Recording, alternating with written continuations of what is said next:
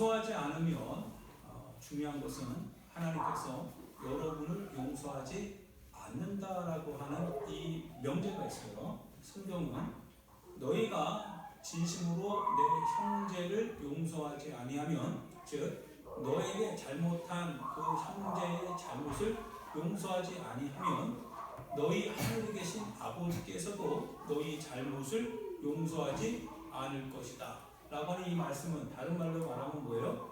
우리가 우리의 죄, 잘못을 용서받지 못하는 것은 결국 예수님께서 말씀하신 바를 우리가 기준으로 한번 풀어보면 우리가 하나님의 나라에 들어갈 수 없다라고 하는 거죠. 하나님께서 우리가 우리 형제와 자매에 대한 과실을 만약 용서하지 않는다면 너희 하늘에 계신 아버지께서도 너희의 잘못을 용서하지 않는다. 이 말은 하나님의 나라에서 여러분들을 받아들이지 않겠다라고 하는 것과 똑같습니다. 그래서 우리는 어떻게 보면 용서라고 하는 단어에 집중을 해야 되죠. 여러분과 제가 용서라고 하는 단어를 집중해서 우리의 삶에 있어서 내가 혹시, 여러분과 제가 혹시 용서하지 못하는 그런 마음이 혹시나 없는지, 아니면 누군가에게 해를 끼쳐서 혹여나 그에게 용서를 구해야 될 사람은 없는지 그거를 잘 살펴야 됩니다. 이것을 살펴야 되는 이유는 우리가 그것이 내게 유익이 되거나 손해가 되거나 이런 차원을 넘어서 하나님의 나라라고 하는 이 마지막 목적 앞에서 우리가 들어갈 수도 있고 못 들어갈 수도 있다라고 하는 이와 같은 두려움이 있기 때문에 이 용서라고 하는 것은 해도 되고 안 해도 되고가 아니라 반드시 해야 된다라고 하는 사실을 여러분들과 제가 깨달아야 되는 거죠. 그것이 중요하기 때문에 그렇게 여러분은 해야 됩니다. 그래서 오늘날 같은 경우는 시대가 굉장히 악하죠. 굉장히 반목과 이 질시, 그러니까 시기와 미움, 어떻게 보면 이웃과의 관계 속에서 분노 조절 장애, 이것이 누구나 지금 현재 일어나고 있는 것들이에요. 그래서 누군가가 나에 대해서 조금만 건드려도 내가 그에 대해서 앙심을 품고 복수하고, 그가 나에 대해서 이렇게 말하고 이렇게 해서 두고 보자 라고 하는 그런 마음, 어떻게 보면 반목이 지금 이게 반목이 팽배해지고 있는 오늘 이 시대의 사람들 가운데서 우리 그리스도인들도 똑같이 그런 반목적인 이와 같은 앙심을 가져야 되느냐? 그렇지는 않다라는 거예요. 그래서는 안 된다는 거예요. 오히려 용서하지 못하고 분노가 팽배한 오늘 이 시대에 여러분과 저는 그럴수록 더욱더 용서를 해야 되고 화해의 제스처를 같이 내밀어야 되는 그 같은 태도가 요구된다라고 하는 사실입니다. 여러분과 제가 그래서 어떤 일이 있어도 우리가 때로는 운전하다 보면 누군가가 갑자기 확 들어오면 속에서 뭐가 나와요? 때로는 이제 욕이 나올 수도 있어요. 그러다 보면 그것이 감정적으로 긴장되어 있다 보니까 너가 나한테 그렇게 했어? 라고 하면서 마치 추격전을 벌이는 경우가 있지요. 남자들한테 있어요. 왜냐면 미워하는 분노가 있기 때문에 그래요. 이러한 상황 속에서도 실은 우리는 어떻게 됩니까? 용서해야 된다는 거예요. 그것이 오늘 성경에서 어떻게 보면 예수님께서 우리에게 부탁하는 하나의 당부이지요. 당부입니다. 이것이 참 쉽지는 않기 때문에, 그러면 쉽지 않기 때문에 어쩔 수 없다라고 해도 되느냐라고 하면 그거는 안 된다는 거예요. 왜 안 되냐면 예수님께서 뭐라고 하시냐면, 내가 아버지께서 너희를 용서하신 것 같이 너희도 서로 용서하라고 하는 거니까요. 사랑이라고 하는 것은 용서를 전제로 하는 것에 대한 표현이니까요. 그래서 그와 같이 용서하지 않으면 아버지께서 너희를 용서하지 않을 것이니까, 그래서 이것은 내가 용서해도 되고 안 해도 되고가 아니라 반드시 뭐 해야 된다는 거예요? 용서를 해야 된다는 거예요. 그래서 내 의지적인 결단을 통하여서 용서하는 자리로 나를 끌고 나가야 된다는 거예요. 그래야 구원이 있다라는 것이지요. 그것은 주님의 명령입니다. 그래서 여러분과 제가 어떠한 일이 있어도 우리의 삶에 있어서 그런 분노, 미워하는 마음, 앙심, 복수하고 싶은 마음, 내가 그와 무슨 상관이 있어? 밥먹을 이루려고 하는 마음, 이런 모든 것에 여러분들이 그것을 허용해서는 안 되고 그것을 풀어야 될 숙제가 있다는 거예요. 너무나 어떻게 보면 굉장히 자존심 상하는 일이기도 해요. 그리고 굉장히 기분 나쁜 일이기도 하고, 그리고 아쉬운 소리를 또 내가 잘못한 게 아닌데 오히려 내가 손을 내밀어야 되는, 아쉬운 소리 해야 되는 이러한 참 어려운 태도이기도 합니다. 그럼에도 불구하고 우리는 그것을 해야 되는 거예요. 그것을 해야 됩니다. 안 해도 된다라고 말하는 게 아니라 예수님은 그렇게 하라고 하셨기 때문에 우리는 해야 됩니다. 어떻든 간에 여러분이 그거를 해야 돼요. 안 되면 할 수 있도록 여러분이 기도하셔야 됩니다. 주님 앞에 무릎 꿇고 기도하셔서 그런 마음 달라고 기도하셔야 돼요. 왜냐면 하나님 나라 가야 되니까요. 모든 것을 다 얻었다 해도 하나님 나라에서 우리가 거기서 주님이 우리를 모른다고 하면 그것만큼 우리 인생의 실패의 장면은 없게 될 겁니다. 여러분과 저는 반드시 하나님 나라 들어가야 돼요. 그래서 하나님 나라에 들어가려면 주님이 뭐라고 말씀하셨는지, 특별히 용서라고 하는 측면을 여러분과 제가 반드시 기억하고, 그리고 용서하고 용서받아 용서를 빌 수 있는 그런 여러분과 제가 되기를 부탁드리면서요. 오늘 한번 말씀을 보면 그래요. 천국은 그 종들과 결산하려 하던 어떤 임금과 같다. 하나님의 나라는 결산이죠. 반드시 결산합니다. 우리 여기 사업하시는 분들은 알죠. 결산하는 사람들은 어떻습니까? 우리 특별히 유견 지사님이 이렇게 모든 걸 택배를 다 이렇게 하시고서 하나하나 결산하죠. 하나하나 결산할 거예요. 빠짐없이. 결산하기 전까지는 기회를 주죠. 기회를 줍니다. 그런데 결산할 때가 딱 되면 뭐라고 하냐면 상환해야죠. 그럽니다. 저희 형과 저희 동생이 사업을 해요. 사업을 하는데 특별히 사업을 자기들 선안에서 굉장히 좀 이렇게 많이 해요. 많이 하는데, 그래서 내 동생이 그나가 네가 우리 교회를 위해서 차 하나 산다며, 승합차를 사는데 4륜구동 그리고 풀옵션으로 해서 사내라. 그랬더니 형 기부금 써줄 거지? 그래요. 야 걱정하지 마라. 그랬어요. 언제 사줄지는 몰라요. 사줄지는 몰라요. 마음이 와야 사주는 거니까. 왜냐면 사업하는 사람들은 기부금으로 해서 할 수 있나 봐요. 그런데 이런저런 얘기를 하는 중에 제가 저희 형님이 그러세요. 사업하는 사람은 그 돈이 자기 돈이 아니야. 그런 얘기를 해요. 있어도 있는 게 아니랍니다. 왜냐면 항상 사업하는 사람들에게는 어떤 일이 일어날지 모르기 때문에, 예를 들어 은행에 가니까 저희 막내 동생이나 저희 동생이나 은행에 가면 은행에서 지점장부터 시작해서 직원들이 다 일어나서 인사해요. 그리고 VIP실로 바로 모시고 들어갑니다. 극진히 대접을 받죠. 그러니까 얼마나 기고만장하겠어요. 그리고 왜냐면 이제 돈 거래를 많이 하니까, 그러니까 아마 고객이 된 거죠. 그러면서 제가 그런 얘기를 하니까 저희 형님 그런 거예요. 야, 사업하는 사람한테 머리 뚝뚝뚝 숙일 때 그것이 좋은 줄 알지. 그러나 빚을 갚을 때 있잖아요. 대출을 갚아야 될 때, 즉 그 때가 딱 되면 바로 뭐라고 하냐면 상환해야지요 라고 하면서 차갑게 돌변한대요.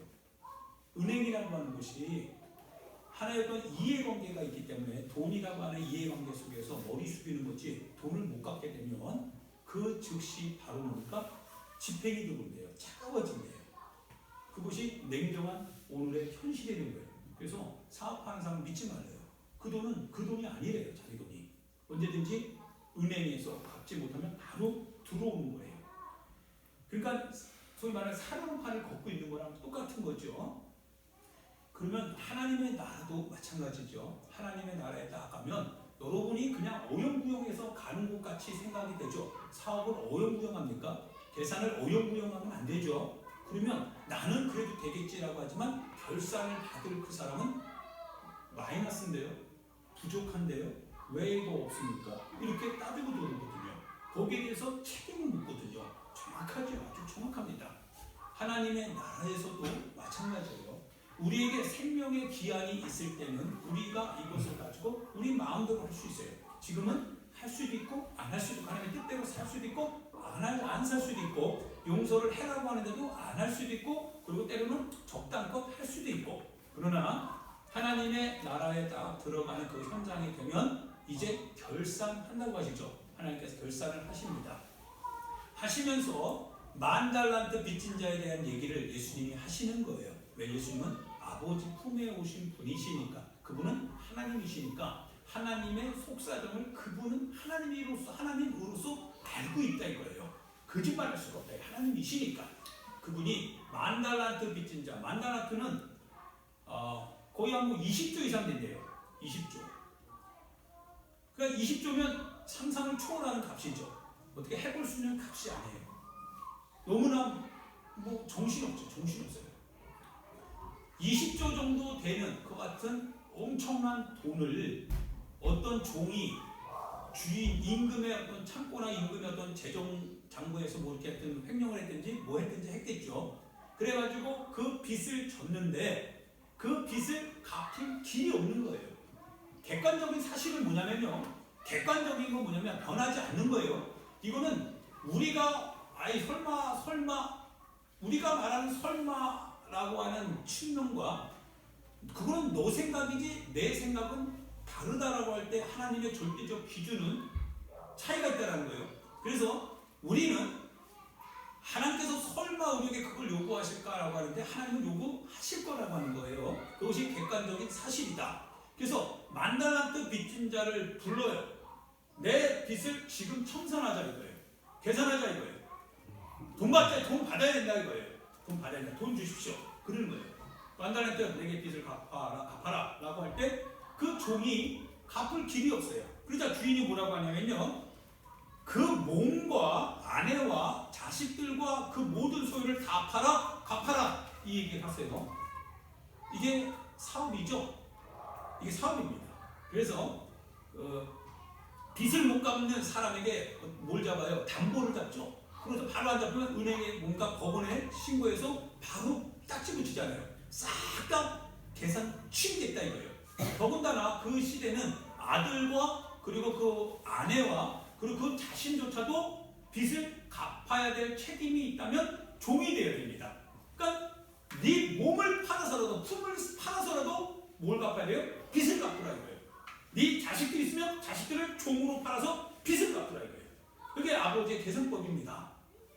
냉정하죠? 이게 객관적인 사실이에요. 여러분이 하나님 나라 가면요. 하나님께서 그대로 갚으라고 합니다. 여러분에게 주신 거 갚으라고 해. 가지고 오라고 해. 내 것을 가지고 와라 그럴 겁니다. 그러면 여러분에게 하나님이 주시는 달란트 하나님 갖고라고 하시죠? 갖고라고 하시는 거예요.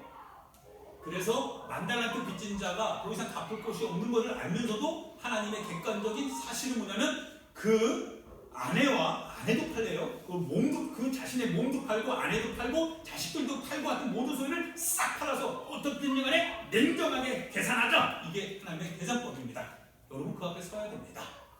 여러분은 몸으로 행한 것에 대하여서 그대로 주님 앞에 갚아야 될 날이 와요. 갚을 준비 하셔야 됩니다. 갚을 준비 하셔야 돼요. 갚을 수 있습니까? 여러분 갚을 수 있어요. 그런데요, 이 종이 이제 그 주인에게 부탁을 해요. 부탁을 합니다. 주인이 나를 좀 불쌍히 여겨주셔서 좀 놓아달라고요. 그리고 그 빚을 갚게 싸우니 뭐라고 하는 거예요? 그 26절에 같이 읽어볼까요? 같이 읽습니다. 시작.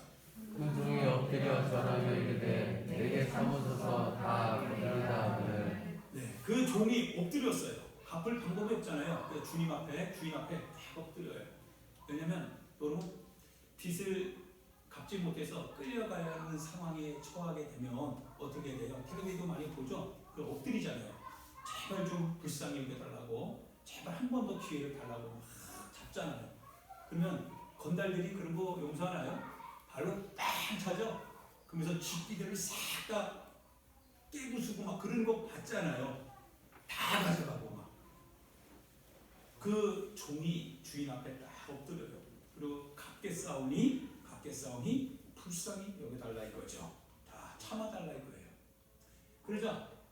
임금님이요 딱 보는 거예요. 주인이 봐요. 자기 종이 엎드린 것을 보고 그 종이 내게 갚아야 되지만 그 갚을 것에 대한 모든 것을 탕감해 줘 버립니다. 얼마나요? 1조? 아니요. 20조. 대단하죠? 20조를 탕감해 줘요. 20조. 여러분이 그런 사람들이라는 거예요. 여러분 탕감을 받는 사람들입니다. 이게 주님의 결산입니다. 결산법이에요. 자, 그러면 여러분이 탕감을 받았으면 어떻게 해야 돼요? 여러분이 이제 하나님의 계산법에 따라서 여러분에게 사회생활하는 중에 여러분의 어떤 이웃관계, 이해관계 속에 살아가는 중에 허물이 있는 사람이 있을까요? 없을까요? 여러분에 대해서 있을 수 있겠죠. 그 허물에 대하여서 여러분이 어떻게 되는 거예요? 이제 용서를 해야 된다는 거예요.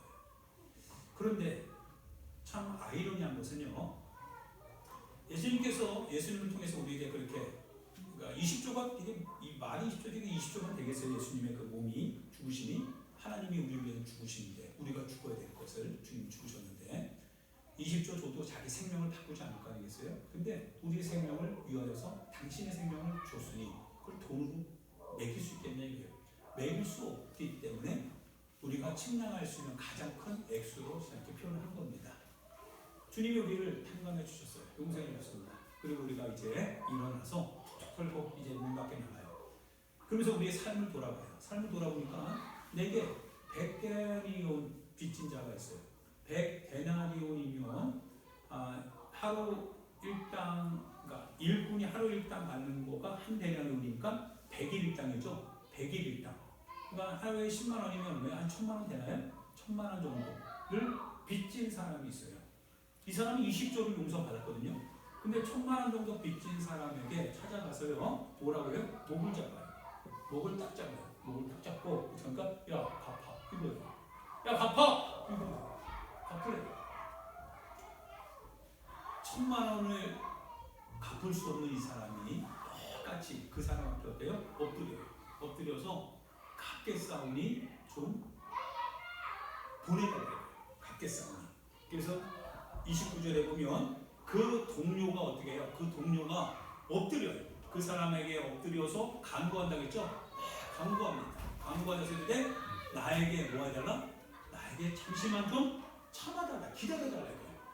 내가 시인이 닥친 건 아는데 지금 내가 당장 갚을 길은 없습니다. 그런데 참아주십시오. 좀 참아주셔서 갚겠습니다. 그런데 이 사람이 어떻게 해요? 이 사람이 너 갚을 수 없어? 너 나에게 갚아야 되는데 왜 갚지 않아? 네 사정은 네 사정이고 나는 받아야 되겠다. 그러면서 이 사람은 어떻게 한 거예요? 이 사람은 감옥에 가둬놓은 거예요. 여러분 30절에 보니까 허락하지 아니하고 이에 가서 그가 빚을 갚도록 어떻게 해요? 옥에다 가둬버립니다. 그러니까 그 옆에 있는 동료들이 그 모습을 보니까요 얼마나 기가 막혀요. 민망하잖아요.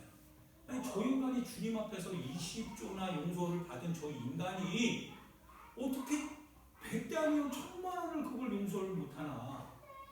너무 민망스러운 거예요. 다른 말로 말하면 여러분이 지나다니는 20조 빚진 자인데 하나님께서 여러분을 용서하신 거예요. 20조를 여러분이 빚을 갚아야 되는데 하나님이 여러분을 용서해주고 여러분이 지금 길을 자유롭게 가는 거예요. 사회생활 마음대로 하는 거예요. 그런데 삶의 현장에 가서는요 20조를 용서받은 여러분들이 단돈 얼마를 뭔가 받아내려고 막 몸을 쥐어짜고 그 사람을 아프게 하고 어렵게 하고 상처 입히고 막 그러는 거예요. 아니 주님 앞에서 20조를 용서받는 인생이 그런 인생이 걸어다니면서 그 자유를 가지고 자기와 이해관계 속에서 조금 모나게 행동한 사람을 뭔가 막 목을 잡고 너 왜 나한테 그랬어? 나 너 용서할 수 없어. 이런 거예요. 그 옆에서 그 모습을 보니 얼마나 처량하냐 이거예요. 민망스러워. 그래서 그 동료들이 가가지고 누구에게 말해요? 하나님께 기도하는 똑같은 거죠. 이제 막 그런 거예요. 저 이 아이러니한 상황이 벌어졌습니다. 하나님 이거 어떡합니까? 라고 했더니 주님이 그 그 종을 데리고 오래요. 데리고 옵니다. 딱 나아가요. 왜 부르셨을까? 나아가는데 주님이 그대로 말씀하십니다. 야, 내가 너에게 네가 1만 달란트 빚을 져가지고 네 몸과 네 아내와 네 자식들과 네 재산을 싹 팔아서 갚아야 될 그와 같은 재산 이 장부를 네가 엎드려 간구할 때 내가 그거 다 무효 처리했다. 그런데 너는 나가서 네 동료가 너에게 단돈 그 1,000만 원 빚졌다고 그거를 받아내려고 목을 쥐어짜면서 옥에 가도 종들을 시켜서요. 이놈이 왜? 다 갚을 때까지 옥에서 못 나오게 그대로 끌고 갑니다. 예수님이 하시는 말씀입니다. 사랑하는 여러분, 여러분과 제가 주님 안에서 용서함을 받은 하나님의 사람들이죠. 여러분이 하나님의 아들 예수님을 선물로 받았어요. 선물로 받고 그분을 인하여서 여러분의 20조는 여러분 해결했습니다. 그분이 해결하신 거예요. 그렇다고 해서 주님이 여러분에게 요구 안 하실 거라고 생각하면 안 돼요. 그건 잘못된 겁니다. 주님이 여러분에게 20조를 용서해 주셨기 때문에 여러분의 삶의 20조를 반드시 찾는다라는 거예요. 여러분의 삶 속에서 저가 20조를 탕감받은 책임과 의무를 가지고 오늘 여러분의 형제와 자매들의 이 교회 안에서 삶을 사는가라고 하는 것에 대하여서 주님이 뭐 하는 거예요? 반드시 보겠다라는 거예요. 보는 겁니다. 그게 결산을 날립니다.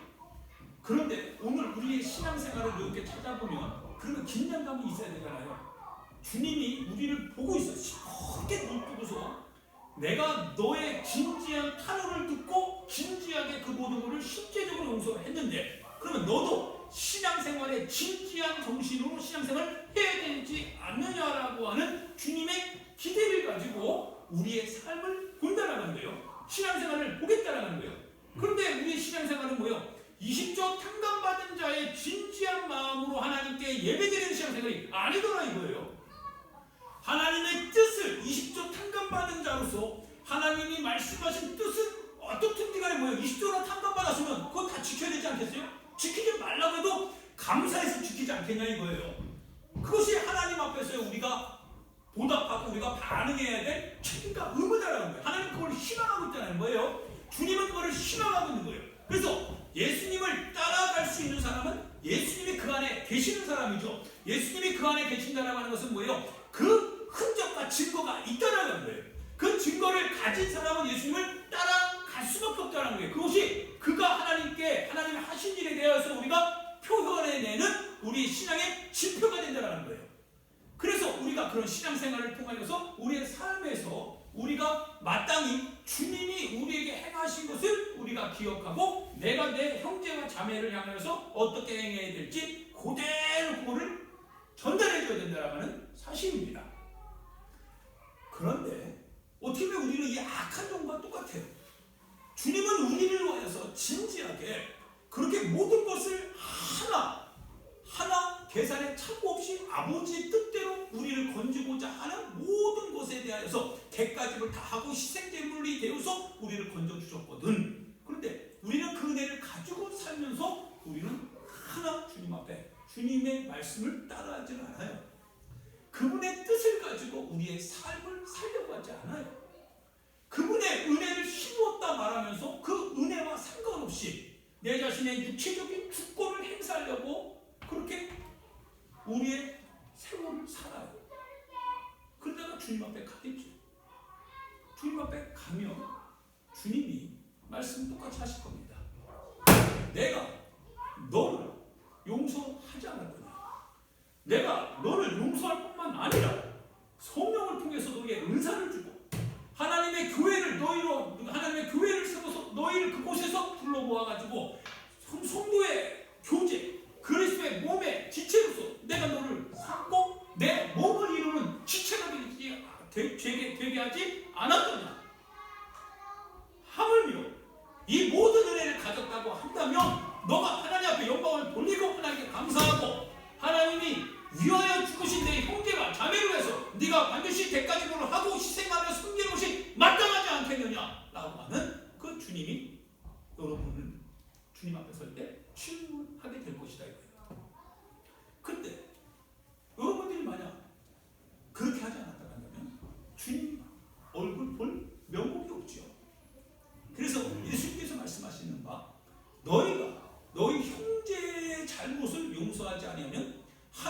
너희 아버지께서 너희 잘못을 용서하지 아니할 것이다.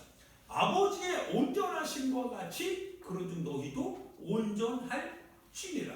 내가 거룩하니 너희도 거룩할지니라. 이것이 바로 뭐예요? 우리의 신앙생활이다라는 사실입니다. 할렐루야. 여러분의 신앙생활입니다. 나와 여러분이 가지고 가야 될 신앙생활은 하나님이 우리에게 행하신 것처럼 여러분도 그렇게 행해야 된다. 아버지가 우리를 사랑하시는 그 사랑하심처럼 우리 서로 사랑해야 된다는 거예요. 내가 너희를 사랑한 것처럼 너희도 서로 사랑하라. 아버지가 우리에게 보여주신 그대로 너희도 너희 삶을 통해서 너희 신앙생활을 보여야 한다라고 하는 사실입니다. 그래서 여러분과 제가 이제 해야 될 실천사항이 뭡니까? 그거는 남이 아니에요. 남이 나에게 어떻게 하는 것이 중요한 게 아니라 내가 오늘 하나님의 말씀을 듣고 내 형제와 자매와 교회를 위해서 어떻게 행해야 되는가가 중요한 문제다 이거예요. 왜냐면 남들은 다 천국 가도 나는 못 간다고 한다면 그것만큼 비참한 게 어딨냐 이거예요. 남이 나에게 해코지를 하는 것과 내가 남에게 해코지라는 거, 남이 하는 것은 참으면 돼요. 근데 내가 하는 거는 하나님이 안 참으시다라고 하는 거예요. 남이 나를 해코지할지라도 그러나 나는 그를 용서하는 것이 아버지가 나를 용서하신 것에 대한 신앙의 반응이라고 하는 사실을 우리가 기억해 본다면 그러면 남이 중요한 게 아니라 내가 행해야 될 행동과 말이 더 중요한 거죠.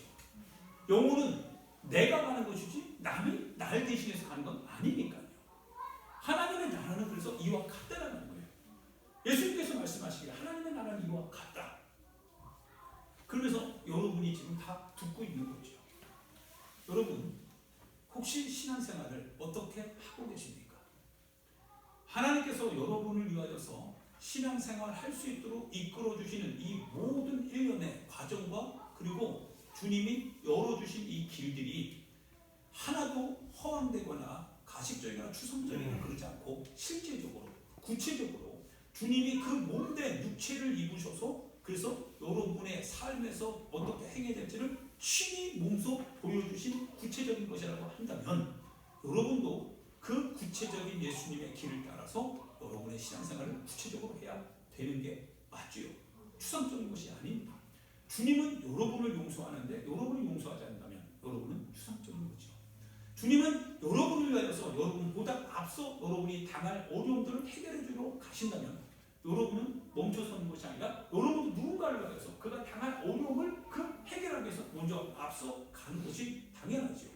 그래서 예수님께서 이 산상수훈에 누군가가 너희로 하여금 억지로 오리를 가게 하거든 심리까지 동행하고 겉옷을 달라고 하는 자에게 속옷까지 주며 그런 말씀을 하시는 겁니다. 주님의 마음이다 이거예요. 너희는 서로 섬김을 받으려고 하지 마라. 너희는 으뜸이 되려고 하지 마라. 너희는 무엇인가 남에게서 1등이 되려고 하지 마라. 인자가 온 것은 섬김을 받으려 함이 아니라 도리어 섬기려 하고 자기 목숨을 많은 사람의 대속물로 주려 함이는 것이지 내가 선생이지만 그러나 제자의 종을 발을 닦이듯이 너희도 이와 같이 행하라고 하는 것을 알리기 위해서 주님이 본을 보이노라. 그것이 주님이 우리 가운데 보여주시는 하나님의 나라로 가는 길이다 이거예요. 그래서 그 예수님 쪽에서 아버지께로 이르는 길을 우리가 보는 거고 발견한 거고 깨닫고 움직이고 순종해 나가는 거죠. 여러분은 어떤 신앙생활을 하고 계시는 겁니까? 질문을 여러분 스스로에게 해볼 수 있기를 부탁드립니다. 그리고 착실하고 그리고 진지하게 여러분의 신앙생활이 어영부영 마치 두부 껍데기처럼 누르면 팍싹 없어지는 그런 것이 아니라 단단하게 일단 한번 틀을 만들고 그 안에 무엇인가 녹은 철을 놓다가 꺼내면 그대로 단단하게 나오듯이 여러분의 신앙생활도 물론 터진 신앙생활이 아니라 좀 주님의 틀에 딱 맞춰진 철처럼 그렇게 나올 수 있게 부탁드립니다. 그래서 흔들리지 않게 부탁드려요. 여러분 남을 보지 말고 여러분 자신을 보면서 주님이 나를 위해서 행하신 그것에 대하여서 나는 어떠한 삶으로 주님 앞에 표현해내야 되는가 거기에 대한 책임과 의무를 자각하고 그렇게 신앙생활할 수 있도록 예수님의 이름으로 축원드립니다. 이제 우리 같이 하나님 앞에 기도합니다.